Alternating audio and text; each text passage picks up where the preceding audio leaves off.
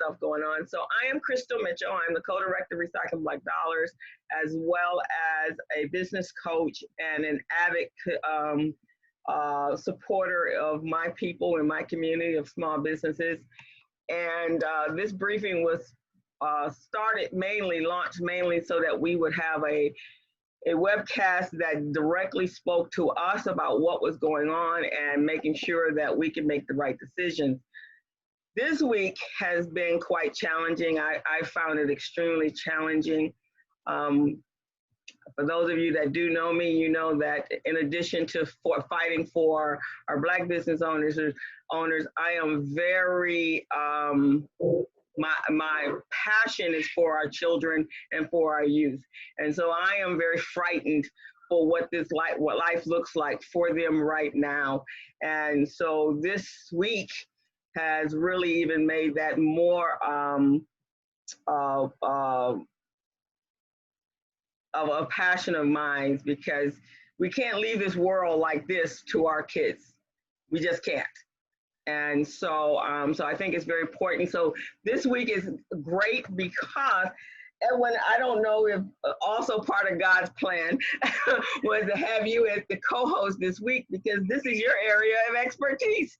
And it just all laid out. We've been talking about COVID and opportunities there, but now this week, we have to talk about some other stuff. We have to talk about the COVID and the pandemic, but we're in the real pandemic right now. And this is greatly affects our businesses and our community, even more so than COVID. COVID is part of that, but this I think is really big. And so I am honored to have Mr. Edwin Lombard from the California Black Chamber of Commerce. He's an expert strategist on everything government, everything public relations, everything community. And so it's an honor to have you with me today. We have our producer today, Mr. Stephen Turner. Thank you, thank you, thank you. And we have a great guest who's going to talk to us about historical financial information on pandemics, and also advising us on how do we move from here, because basically is where do we go from here. So I want to welcome you all, and again, I am Crystal Mitchell, and now I am going to turn it over to Mr. Edwin and let him have his place and on the stage now. Welcome. Thank you so much, Crystal. Yes, my name is Edwin Lombard. I'm the president and CEO of the California Black Chamber of Commerce. I've been an advocate for the Black community and Black small business for about 20 years here in the state capitol. Originally, I was born in New Orleans, but I grew up in Los Angeles. I spent most of my life on 104th and Figueroa, where my mom and dad still live. So if you give me just a little bit of leeway this morning, Crystal, I want to express a few things about what's going on currently. Please do. In the United States and across the world. I'm sick and tired, and I'm sick and tired of being sick and tired. We've seen this scenario play out time and time again. But unfortunately, it took a modern day lynching of a Black man by the name of George Floyd for the rest of the world to understand what we have been saying for 400 years. That we are not treated properly, that we are abused at every turn, that we're taken advantage of, and that we have a knee on our neck in every phase of life. And we're sick and tired. So thank God for these young people who are out demonstrating and marching and having their voices heard. But unfortunately, unless there is structural change and systemic change from a legislative and congressional level, we will be right back here again at some point in life. So to that note, there's a couple of things going on in Sacramento right now that we should all be aware of and we should all be rallying behind. Assemblywoman Dr. Shirley Weber is the chair of the Legislative Black Caucus. She is unapologetically Black, and she lets it be known at every opportunity that she can. Currently, she has a bill Well, it's not a bill, it's an action. It's called ACA 5. What ACA 5 does is it repeals Prop 209. What Prop 209 did years ago, I think it was in '85 when it was first instituted. It did away with affirmative action. So there were no longer, you were no longer able to give preference to any particular race of people. And they said that that would level the playing field and make it where everyone would be equal in everything that we did. And it was mostly centered around education. Well, what we found was that education of Black people decreased significantly. Education of Asians pretty much stayed static, and everyone else increased. As far as contracting with the state of California is concerned, we saw a tremendous decrease in the contracts that African Americans received. In fact, to date, right now, we're only receiving less than 0.5% of all state contracts. As a population, we're at least 6 or 7% of the population. So to receive less than 0.5% is totally ridiculous. It makes no sense whatsoever. So the repeal of Prop 209 is very important for us as Black people. There's another bill that Ms. Weber is right in the middle of. It's AB 3121. AB 3121 provides an advisory group to come up with a way to provide reparations for Black people in the state of California. Now, I did not say that it provides reparations for Black people. I said it provides a council that will determine what reparations would look like. And before the call, Crystal and I had a conversation and she has a plan of what reparations could look like dealing with stock. And I'll let her talk about that later because I thought it was brilliant. And kudos to you with that, Crystal. Thank you. So we need to, ACA 5 just passed through 2 major hurdles in the Assembly. The biggest one was the Appropriations Committee, and it passed through Appropriations just yesterday. Now it goes to the floor in the Assembly, and it'll probably be on the Assembly floor next week. From the Assembly floor, then it will go to the Senate. It'll go through a couple of different committees in the Senate, then to the Senate floor. If it passes that level, then it goes to the governor's desk to be signed. It's like a perfect storm, because we would have never been able to get ACA 5 to the level that it's at right now without George Floyd. I'm a spiritual man, I believe, and he determines how things are going to be done. And I believe that the timing of ACA 5 and the repeal of Prop 209 was done specifically because of where we are right now. I can't tell you how many phone calls I've been getting from people who I've never been able to get business from or be able to get any kind of support from. But now they're calling me, asking me how they can help because they feel our pain now. So let's take advantage of these opportunities as we move forward. A couple of things that I want to talk about before we move on, and that is just recently the SBA made $10 billion available to our small businesses by making that money available to the CDFIs. This is unprecedented. The CDFIs are a lending platform that's made available specifically for small and low-end organizations and companies, and they've never been well funded. So they'll get a block of funds, they'll make as many loans as they can with it, and then you've got those people who still need the loans who could not access funds because they're not available. Well, this $10 billion, even though it's not the complete satisfaction that we need, it gives us more access to capital than we've ever had in a very long time. So if you have not applied for a PPP loan and you still need a PPP loan, go and make sure that you apply for that loan now. The access to the capital is available, and you need to take advantage of it. Secondly, the Senate just passed the Business Flexibility and Spending Act bill. So what they did was they took the PPP from the way it was currently, and they made it so that it's much more favorable to our organizations, let's say. It passed through the House with flying colors. We were concerned that it would not get through the Senate. Through the grace of God, it has now gotten through the Senate, and they did not amend it. They did not amend it. They kept it whole. Wow. So I'll give you some key points that this provides.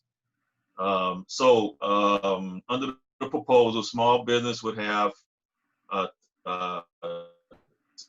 spend 60% of the loan money on payroll, 5% of that money on payroll, right? So that gives you more money that you can spend on expenses and still have the loan be forgiven at the end when you report properly. All right, the proposal would also extend the June 30th deadline to rehire your employees, and it will push that back. That will push that timeline for repayment loans and allow companies to get loan forgiveness to defer payroll taxes. And I believe they moved that from June 30th to December 31st.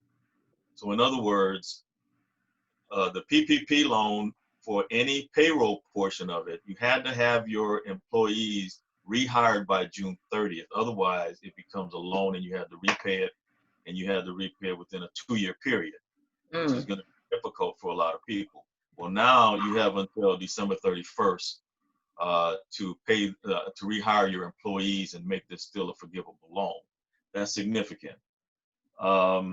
The other thing is Congress put $350 billion into small business phone, a loan program. And let me see.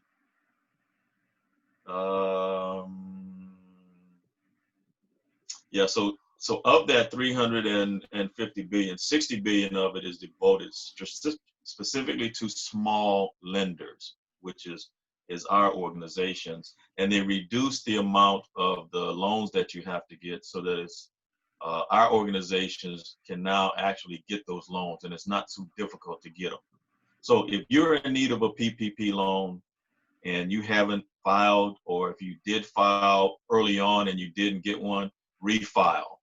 And now is the time to do so and take advantage of this. We'll never see this type of an opportunity come again for us to have access to capital like this. So my take is this: if you need the money, go get the money. Take the time that it takes to pay the loan back. File the paperwork properly so that you can get as much forgiveness on this loan as possible. It is not an easy filing. So get a CPA and get an attorney and get them to help you to file the report properly, because if it's filed properly, majority of this loan will be forgiven. And if you have any questions for me now, Crystal, I'll take those, or if not, we can move on. Okay, anyone have any questions? I do know what we want to probably do is get William to talk about the financial piece, and then at that point we can have questions, because I think in addition to them reducing that, there are some other, like you said, they're going to have attorneys and so forth. So there's more money that's got to be put out. And then some of our businesses, not a lot, I don't think at this point, were injured this past weekend. But I don't think a lot, which is amazing actually in his own right. That none of ours were really terrorized. So there's another divine intervention there. So I want to, yeah, right. So let's have William. Stephen, are you? Well, Stephen's got me introducing him. Oh, okay, so fantastic. That's what I needed to know. So why don't you introduce William, and then at the end, guys, we'll leave time for you to have answer all questions, and both from Edwin and as well as William. So I'm gonna turn it back over to you. I would like to introduce William Bryant. William is a financial advisor and economic historian who provides wealth building strategies and the importance of responsible investments through investment planning, wealth management, IRAs, 401ks, retirement accumulation, and distribution planning, which includes investor education, financial advice to individuals, families, business owners, endowments, and foundations who are serious about addressing their long-term financial goals. William Bryant. Well, thank you, Edwin, and thank you, Stephen and Crystal, for having me on today. A little bit more background on myself. I'm originally from Chicago, moved out to California when I was starting high school, went to Cal State Fullerton, and it was in that moment when I was playing football at Cal State Fullerton, I realized what my calling was. I led protests to get Tom Metzger out of Cal State Fullerton. He was a white supremacist. You guys may remember him. He operated he had a TV station back in the 80s, and he was a Grand Dragon of the KKK. And I led protests, which cost me I was a 4-year starter and played football and thought I was going to go pro, but the coaches and the powers to be recognized my focus and decided that NFL wasn't right for me. And that was in the 80s. Fast forward 20 years, I worked for a major financial institution. And again, I embraced and protested against racism. And because of that, they didn't fire me, but I ended up leaving and causing major changes at that company. And now here we are at it again. I think about it, I saw a thing on Facebook the other day where an African-American male was talking about all the events that are going on today. And he said, my grandfather protested, 20 years later, I protested, 10 years later, my sons protested, and now here we are again. And unless we really continue to fight hard for change, it won't happen. I'm just appalled by what's happened with the lynchings and, the hundreds of years of lynchings, not just this recent one. And I think we've hit a tipping point. And I'm excited to say that the diversity and the unity we're seeing out there from not just African Americans, but from all races, all colors, economic backgrounds, ages, is really, it has given me some hope. I call it foolish faith, but I really think we've hit a tipping point. And I think it's time that we move forward and we start planning for the next phase of this protest and what it really means. It's not just about getting justice for George. That is a trigger. It is about getting justice for African Americans. I love the concept of reparations. So I just wanted to start with that. A little bit more background on myself. I've been in the financial service business since 1989. I've experienced ups and downs. I've experienced bull markets, bear markets. And I've learned one thing, and this is something that we have to really focus on. There is a difference between the economy and the stock market. And a lot of people tend to think they run simultaneously. What you're seeing in the economy is horrible right now. Millions of Americans are being laid off, especially in our African-American communities. But yet the stock market is posting record highs again. Stocks are hitting all-time highs. We've recovered from the bottom of March 23rd. In fact, stocks since March 23rd are up 60, 70, 80, even 100%, depending on where you go. And we're going to get into that and what type of stocks have provided those types of returns later. But I want to get back to the real issue here, and that's dealing with the COVID situation and, more importantly, what's going on. I'm sorry, my heart is not really focused on COVID right now. It's focused on the protest. I have 2 young African-American boys myself. Both of them are doing well. The 24-year-old graduated from Yale with a degree in economics, and he now works for the #1 financial advisor in the country out of Merrill Lynch in Greenwich, Connecticut. Not a commercial for Merrill Lynch, but for my son, and just, and he is devastated. He lives in New York, and he's dealing with this every day. Then I have a 20-year-old who is playing football at Air Force Academy, and, he's contacting his friends. He's home now, and they're going out peacefully protesting and marching all over the place. We're out in Inland Empire, so we're not in the LA County. I want to say that because what I'm going to say has to do with the future of them, the future of our kids. And when we get back to talking about pandemics and what's going on, I just want to give you a little perspective. The plague in 1541 AD killed over 25 million people. The Black Plague in 1346 to 1356 killed between an estimate 75 to 200 million people. More importantly, 30 to 60% of all Europeans died during that plague. The smallpox in 1617 is estimated to have wiped out more than 50 to 70% of all Native Americans in America. 1918 Spanish flu killed over 50 million people worldwide, globally. As we move over to the last century, in 1952, US polio, there were 58,000 cases with only 3,000 deaths. By 1980, HIV has affected more than 35 million lives around the world. 1997, you all heard of the bird flu? Well, the bird flu, there were only 861 cases. 861 cases of some people that survived it. 861,000 cases, and only 1,400 deaths. In 2000, we had an obesity problem begin in America, and this is a pandemic as well, which we fail to realize. And that obesity problem today is still reducing lives of Americans by 10 to 15 years on average. And I can go on, but just to kind of round it out, Ebola had 28,000 cases with 11,000 deaths. And in 2016, the Zika virus is now affecting children in more than 30 nations. Now, I start with that because those are pandemics. We heard about these, we talk about it, but there's one pandemic we haven't really talked about it, and that's lynchings and systemic racism in America.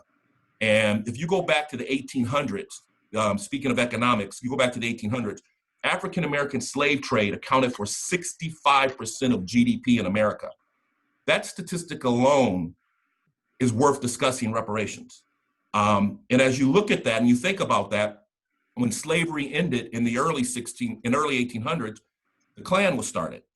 And when the Klan was started, and we don't have to go through the history now because that's not what this is all about, we experienced almost another 150 years of evil, I don't know how to describe it, but we could talk about Willie Lynch, Jim Crow, black codes, mass incarceration. All of these things have led up to the fact that in 2020, we're still having lynchings of our African Americans in the streets, and it's just appalling. So I just wanted to start there to put things in perspective from an economic standpoint, and giving that African Americans contribute 65% of GDP back in the 1800s through slavery, free labor. And today, African Americans make up less than 1% of the financial advisors in this country. There are over 200,000 financial advisors in this country. There's only about 3,000 African American financial advisors. I've been in this industry for, I'd say, for almost 30 years, and I pretty much know all the African American financial advisors in California. So we have a big hurdle ahead of us. And when we talk about economics, I think it's very important to understand that there's a huge difference between the economy and the stock market. And so I don't know how deep we want to get into those differences today. I don't know if we even have time, but I do want to say that, within the recent years, we've seen there are ways you can make money in investing. And a lot of you have heard of the term social responsible investing. That's a term that was around, it's been around for decades now. And that's when people choose to avoid investing in areas that might be contradictory to their values, to their personal beliefs. So if you're not for gambling, you may not invest in casinos. If you're not for cigarette smoking, you may not invest in cigarette companies. Well, over the years, we've learned that causes problems for you, the investor. What I started telling folks when I started working with large endowments that had these stipulations and restrictions on investing in place, I said, look, would you rather get a 12% return or a 7% return and then take that difference and invest it in your cause? And they slowly started to think the return is more important. However, we still have a social responsibility to enforce and to ask these corporations to make change that will be better for our society, better for our economy, better for our social systems, better for our environment. And with that, over the years and in the last few years, something that has really powered up and started to take over is called ESG, and that's environment, social, and governance. And so rather than focus on buying investments based on social responsible investing, we're switching to looking at investing in companies that we approve of, as opposed to avoiding companies that we think we disapprove of. Because if you avoid, say you're about the rainforest, and you want to make sure the rainforests are protected and you don't want trees to go away, well, then that means you shouldn't invest in any company that uses paper. So how do you screen for that? And how do you properly screen for that? So rather than do that, you find companies that are looking to help improve the environment, as opposed to companies you think are destroying it. And that forces companies to make changes.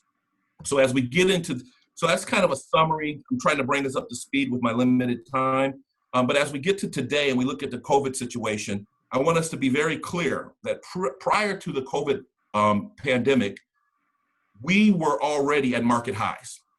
For my clients and my investors and those who've invested with me, they know that we were pretty much starting to go to cash in January and February, because 2019 was almost a record year. It was a great year for investors. Markets were overvalued, stocks were overvalued, and our position was, let's not be greedy, let's take our gains, and let's wait for the market to go down. The reality is, the way you make money in the stock market is you buy low and you sell high. Well, the unfortunate thing is most people use emotion. And when you deal with emotion, you're buying on the highs and you're selling on the lows because you're feeling the impact. As tough as things have been in the last month, as tough as things have been in the last week, the volatility and the uncertainty is what presents the best long-term opportunities for investors. Now, that is the market, and the stock market is 6 to 9 months ahead of the economy. So if we're getting back to record highs now, that means that the professionals, the smart money, are predicting that the stock market or the economy will be back to normal in 6 to 9 months. Right now, we're going through some things. So I say that to say, Edwin, I agree with you. If you can get access to capital now at the low interest rates you can, now is the time to do it, because that capital will allow you to invest in your company, will allow you to put together a solid budget. Now, I'm not saying go out and spend the money. And if your business wasn't performing properly prior to COVID, unless you make change, it's not going to perform properly after COVID. So we have to really get serious about how we run our businesses. And running small businesses is no different than running a household. It's just you're dealing with more commas and more zeros. And we have to make sure we have proper budgets. We have to make sure we have proper planning strategies.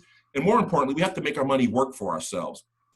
If anyone is sitting on more than 6 months of cash in a savings account earning less than 1%, they're losing money, because inflation is much higher than that. So you're losing money. So you should have an investment strategy for your cash, an investment strategy for your long-term wealth, an investment strategy for your retirement plan.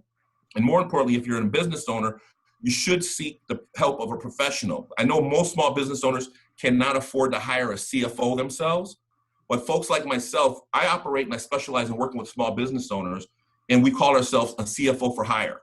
So what we do is we help with cash flow, we help with financial strategies, we help with retirement plan savings to reduce tax liabilities, and those are the things we do. So that's kind of putting things in perspective. I do want to talk a little bit more about, where do we go from here? Where are the opportunities? Prior to COVID, we don't ask our clients or our analysts, where will that stock be in 3 months or 6 months? We don't care. We could care less where our stock will be in 3 to 6 months. We ask our analysts, we ask our professionals, where will that company be in 3 to 5 years? And if you think like that, you're more likely to understand the concept of buying low, selling high. And if you feel companies are in a situation now where they're just getting themselves together, they're getting funded by the government, which is great. At this time, we need to start looking at where will these companies be in 3 to 5 years. We need to expand our time horizon, and we need to set our expectations low, because there will be volatility. But this is where we make all our money. We just don't know it yet. So some of the areas that we've been looking at are what we call areas that are social distancing resilient. Zoom, we're on Zoom right now. I've started buying Zoom in March, and clients that have owned Zoom are up 100% since March. Wow. Teladoc, if you haven't heard of Teladoc, it's a company that allows doctors to communicate with their patients on similar to how we're communicating right now. Domino's Pizza, Boeing. People say, oh, why would you buy Boeing? Well, Boeing is literally sitting on 10 years of back orders. if you're a major company or airline and you want to get an airplane, you know you're on a 10-year waiting list to get an airplane, even after the problems they had with the recent airplane. So thinking long-term is what we have to do. As African Americans, we're so consumer-based. We're thinking of consumption. And the reality is, and I'll ask this question, and you guys probably know the answer better than I do. We always hear the stories of the purchasing power we as African Americans have, the consumption power we as African Americans have. But we never hear of the banking power we have, the investment power we have. You know, that's why the Walmarts, the McDonald's, the Nikes, the GMs, they're quick to get on the commercial and support what's going on with the protests. They're quick to get on and denounce racism because we're their consumer. How many banks have you seen get out and denounce it? B of A, they came out recently and just announced it because they're going to put out $100 million, I think, toward the fight of inequality. So they definitely did. That's great, and that's, you know, and I was aware of that, you know, and that's how my son works at Bank of America Merrill Lynch, right? But I say that to say, Bank of America is one of how many banks, right? And Right. really, it's the financial institutions that it's the financial advisors, it's the hedge fund managers, it's those that are managing serious wealth that are not coming out because we don't represent their consumer base. Now we have the ability to represent their consumer base, but we're more focused on consumption than we are investing. You go to countries like Japan, where it's the opposite. Yes, they have a slow growth rate. Yes, they have, but people don't know this about Japan. They have a slow growth rate, but they have the lowest unemployment of all developed nations, but yet they also have the closest gap between haves and have-nots. And the reason why is because they focus on investing more so than consumption. So I'm not saying we shouldn't consume, and if we do consume, we should definitely recycle and invest in Black communities and Black businesses. And that's a challenge in itself, because I'm going to end this with this one thought, and I know you guys have a lot of questions. My son, who's 20 years old, very educated, very smart, came home the other night and told me that, Dad, I got a list of companies, me and our friends, we're going to boycott. And on that list was McDonald's. And I turned to him, I said, well, why are you boycotting McDonald's? And he told me a story about somebody that owns a McDonald's said something back in the Midwest or in the South. And I said, well, you'd realize my good friend Reggie Webb in Southern California here owns 21 McDonald's. So if you tell your friends out here to boycott McDonald's, you're hurting my buddy who's an African American. So we have to do our research. You know, boycotting things is not the answer. That's why I started with that social responsible investing, how they boycotted investing. Rather than focus on boycotting things, let's focus on the positive of investing in companies that support what we believe, that are behind our causes. And I think that will do a lot more than boycotting companies. Because if you stop giving money to somebody, they're just not going to care about you. So I'll stop there. I completely agree with you. On Tuesday, when they had the Blackout Tuesday, that was a conversation that came to me. Someone reached out to me because I'm the co-director of Recycling Black Dollars, and I disagreed with them. And I said, first of all, we're just coming off of, we're not even out of a stay-at-home quarantine where all businesses, all revenue has just completely stalled out for the last 2.5 months. So what is that going to do? That's not an impact. We got to look at a more specific way to be impactful. And President Obama, Barack Obama said it yesterday. We just need to be very strategic about what we do. We need to do our research to make sure that our impact has a lot of impact. There's a lot of stuff going on right now, and boycotting businesses doesn't mean anything right now because there's no money flowing. Right.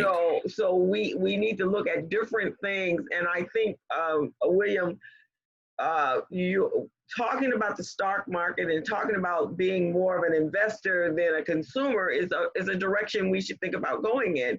But a lot of our people, and I would imagine the individuals that are on the call with a section of few people that I know that understand the stock market, most of us don't understand it, right? And that was one of the reasons when Edwin and I were having a conversation, and I said, stop. Because if you were to tell us, if we already got a block of stock, now we can move that stock around and we can divest it into other businesses and other stocks out there. But if you give us cash and say, go do something in the stock market, we're like, we don't know. We are also a very fearful people. If we don't know, we're afraid. If someone told us you're going to lose all our money, it's a gamble, but you go to Vegas to gamble. So those are some of the things I think when we talk about the stock market is, where does that education start, right? I have a friend, and he lives out in Orange County, and I've known him for the last 25 years. The first thing he did with his business, he went public. It's been in the penny stock for right now, but it's about to blow up. And one of the things that I did early on, I did some work for him and he wanted to pay me. I was like, no, give me stock. Because I know, dude, I know you and I know where you're going with this, and I'll just wait it out until the time is right. And so I have like $250,000 of stock in his company, and we're just waiting, and it's about to flip in a few minutes.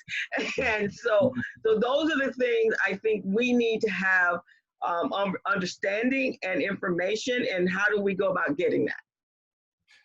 That's a great question, and I will say that is my passion: financial literacy for African Americans. We started a financial freedom ministry at our church. As you can see on the wall, I'm a Dave Ramsey consultant. I teach budgeting, debt repair, all those things. And what I've learned is we have to start young. We have to start in the junior high school level. You know, I look at the young generation, and my kids may be an anomaly, but they may not. But they're all using a company called Robinhood. And if you haven't heard of Robinhood, it's an online trading platform that allows you to trade for free in very small amounts, $20, $50 to get started. I would encourage anyone who's interested in buying stock to go on Robinhood, open up an account, and just start small. Don't put serious money in there. Just start small, learn it. But more importantly, with Google and with access to information now, you can just Google how to buy a stock, how to value a stock. So you can learn that way. But it's really a lot deeper than that. The wealthy people don't do it themselves.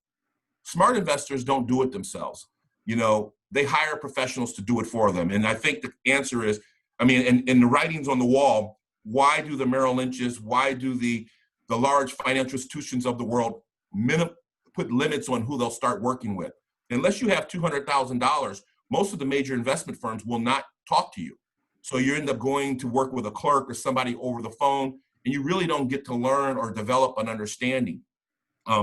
I would love to be part of this on a regular basis, and maybe can put together a series of investment training programs, starting with as basic as what is a stock, what is a bond, talk more about the historical value of markets, how do you buy low, and really if I had to just give you as investors one example of how to invest, I would say the name of the game is to buy low and sell high, and then understand your time horizon. Now, when I say buy low, sell high, that sounds easy. But just imagine if we were sitting here today and we said, the Long Beach ports have shut down, they laid off all their people, the coronavirus has shut down commerce, everybody's stopped going to the stores, the protesters have forced us to board up all the buildings, and the economy is shut down. And then I turn around and say, so now let's go invest. Most people would say, are you crazy? Smart people would say, now's the time to invest. If I came out and said, hey, we've had success, the protests are over, Nordstrom's had record sales, all that and more had record sales, everybody's doing great. And if I were to tell you all how great things are going, and then I said, now let's go invest, people jump on it. They want to buy high. And so that's a basic understanding. Then the second thing I will say is, don't invest in something you don't understand. If you use a product and you like the product, consider investing in it. If you don't use a product and you don't like a product, you may not want to invest in it. That's how we turn our consumption power into investment power. I'm not saying don't consume, but if you're buying Nikes, invest in Nike. If you eat at Red Lobster, invest in Red Lobster. And that's how we can turn our consumption into investment power. And I would say support Black banks, but unfortunately, we just don't have a lot of them. And because we don't have a lot of them, and the ones that are out there don't provide the wealth services that we need, I would say go to your Black banks and encourage them to add wealth services to their platform. And hopefully they do, and then we can start investing in Black banks again. I think that's awesome. I'm gonna take you up on that offer. So, because I really past COVID, I really want to continue this platform that I have. I also have another platform called the Business Zone with Crystal and Gilbert. We usually broadcast on Fridays at 3 o'clock. We're getting ready to reestablish that tomorrow. So in either one of those platforms, also Edwin, I'm putting that out to you because I think I saw a documented Colors, I think it was Hidden Colors, and also Dr. Claude Anderson. And that next level for us is having our own media outlets. And I think with the platforms that we have right now, we can make that happen. So I would be 100% on board with that. And also, Edwin, if you're interested in that, I think we need to be as much information as we can get out there. We can. Can we get your contact information? And does anyone that's on the webcast right now have any questions for William? And would you be on board attending workshops and webcasts and shows and opportunities, podcasts on how to invest in the stock market? So we need to know that you're interested in that. Yes, I'm 100% interested. The good news is I used to drive 1,000 miles a week, almost going back and forth from Inland Empire to LA, where most of my clients are. With the Zoom, I have a lot more time on my hands, so okay. I'm available for Zoomcast weekly. So I love it. So we're gonna make that happen. My show happens to come on weekly, and so we're getting ready to gear back up. So let's talk. So I need your contact information. Anyone else have any questions? No. Crystal, this is Candace. I don't have a question. I just have a comment. Okay. I have watched William for over 30 years, and his passion has always been the education of African Americans in terms of finances. He has not wavered from his passion and his purpose. And to see a Black man on screen today that has a son at Yale, a Yale graduate, as well as his other young son doing so well, speaks to the consistency, his passion and commitment to educating Black people. So thank you, William. Thank you. Appreciate that, Candace. And it's awesome to hear a Black man talk about the stock market. Usually, and this is not to say that any of our other individuals that are in this financial field, but normally we kind of end with insurance products and annuities, and that's really not going to create the it's not going to address the income gap that we have between Blacks and whites. They have their money because they invest their money and they purchase real estate and land, and they don't do business like we do. And so we need to educate our people on how to do that. So how would you, as far as inheritance, and how should we, in addition to the stock market, address our income gap between Black and white? So if I had to rephrase the question, how can we address the income gap between Blacks and white? I would say, I think it starts with the concept of understanding the difference between income and wealth. Yes. Our income gap is not as far off as our wealth gap. And what I mean by that is I know a lot of very wealthy, I know a lot of African Americans who make a lot of money. But they don't have the investments and the savviness. They don't have trust. They don't have estate plans. So I think it starts with understanding that just because you make $500,000 a year doesn't mean you're wealthy. Wealthy starts from how you use that $1 million as a tool, and that's all money is. It's a tool, and if we can use it properly, we can grow our wealth, and that's how we'll close the income gap.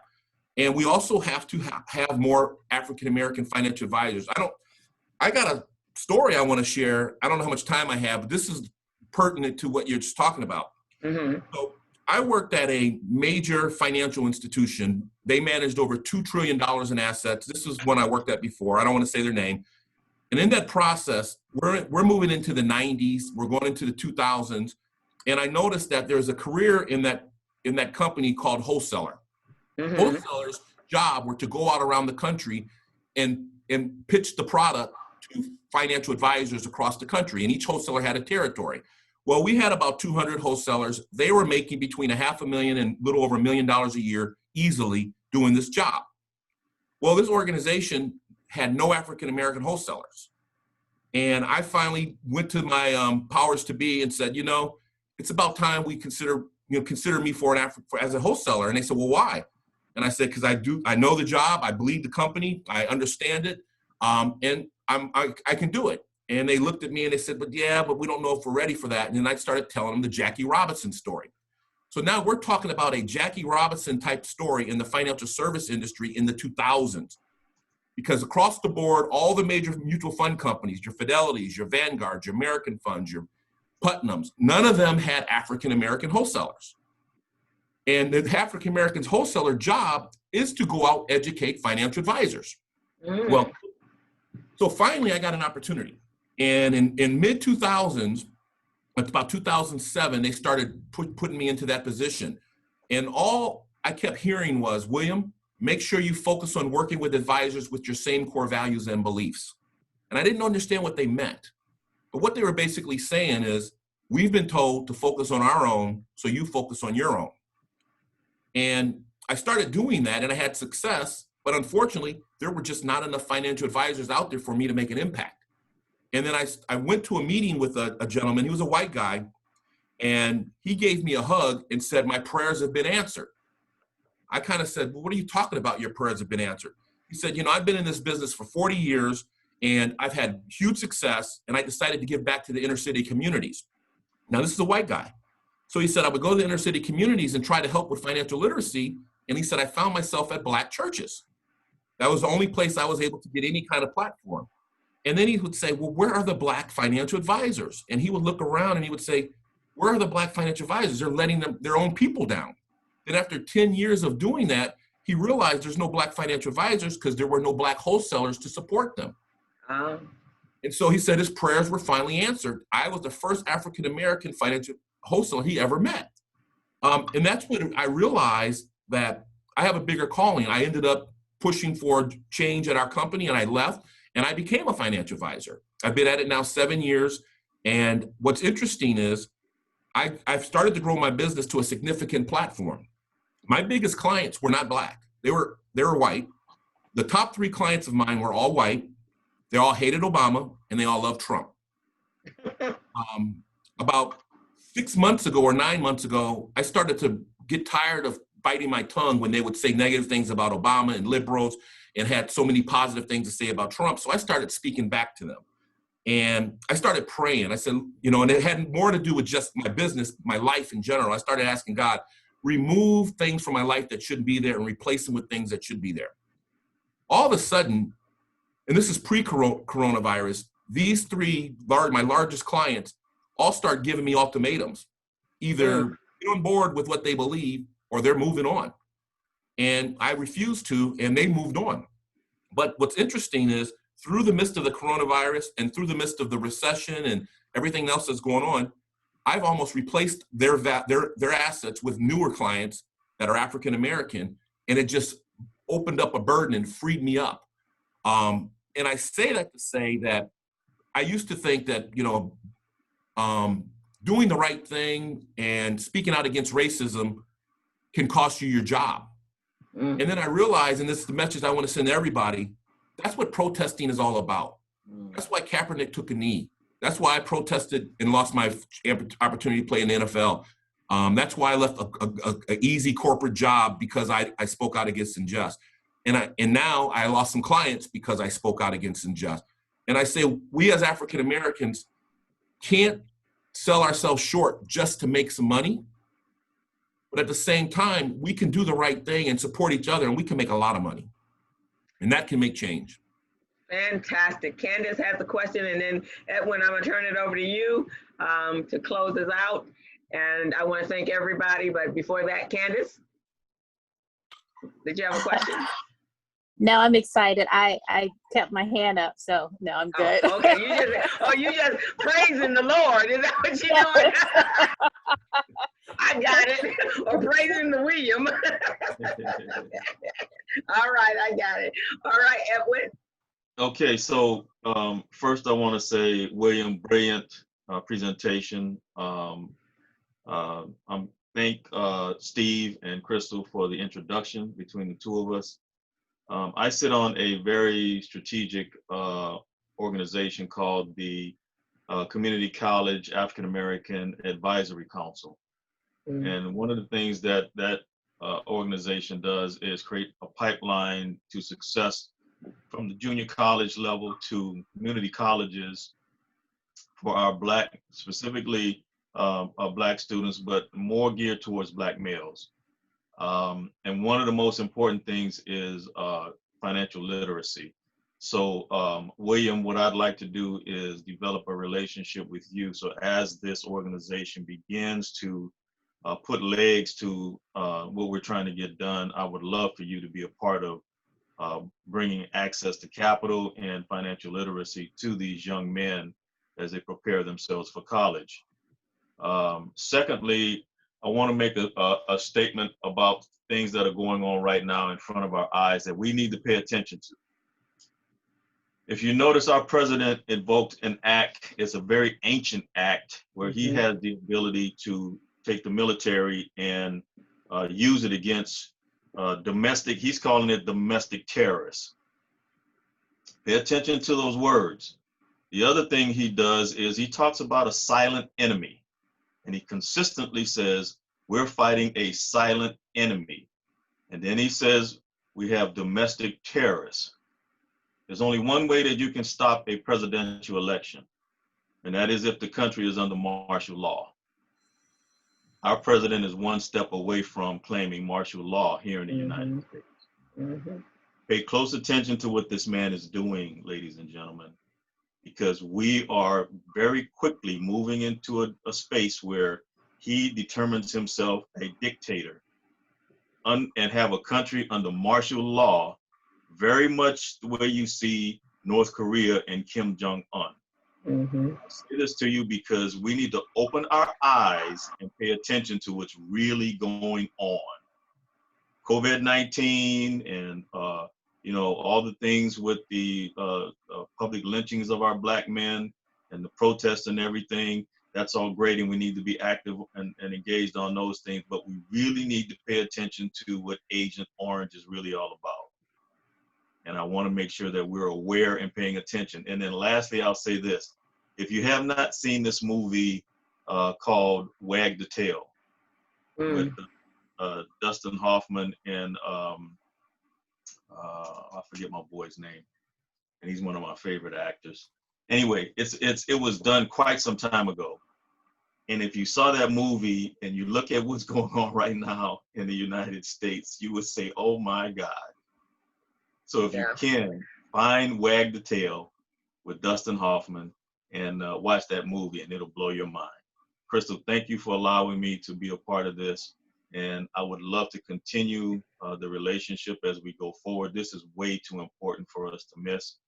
And I appreciate the fact that you share these recordings, and I try to push them out as far as I can because our people need to know this stuff. So thank you so much. Oh, you're so welcome. Couple of things. So that Insurrection Act, I don't know if you guys, and I know William does, and I know that Edwin does, but the significance of the Insurrection Act took place June 2nd, which is my mom's birthday, 1807, because it was the direct response to the abolition of slavery. And the white plantation owners were fearful that the slaves were about to uprise as they had done in Haiti, and they were coming after them. So the exact same thing, we're fighting for civil rights, and because we are the pandemic, guys, forget COVID, we're the pandemic. They're fearful of us. And so we need to understand the power of that.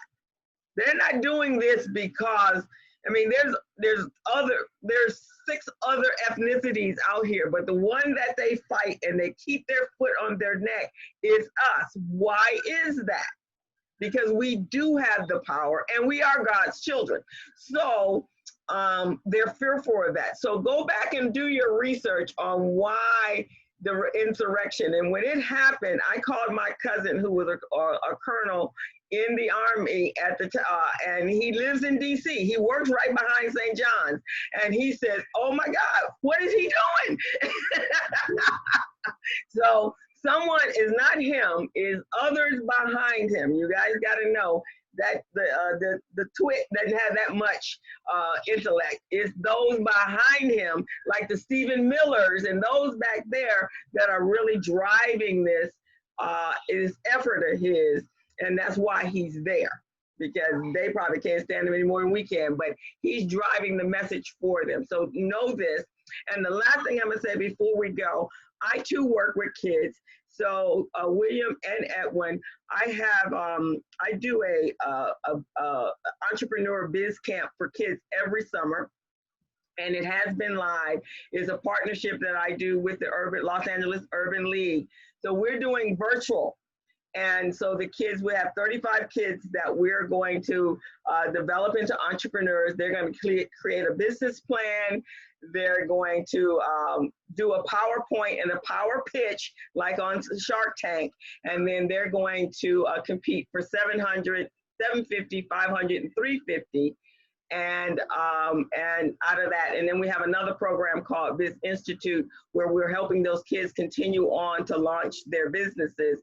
And they're going to be competing in competitions to raise capital in order to launch these businesses. These kids are from the ages of 13 to 18. And so I'd love for you guys to talk to the kids. We have individuals come in, mentors, and we have individuals come in and talk to the kids. And Edwin, for you, this is a great cycling of kids to go into your program, because this particular group, because we're looking for a very specific child that can really get the major impact out of being a virtual class. So most of them are 15 to 18 years of age. And we have a number of individuals that are going into college. So this would be a great attrition for them. Yes, William.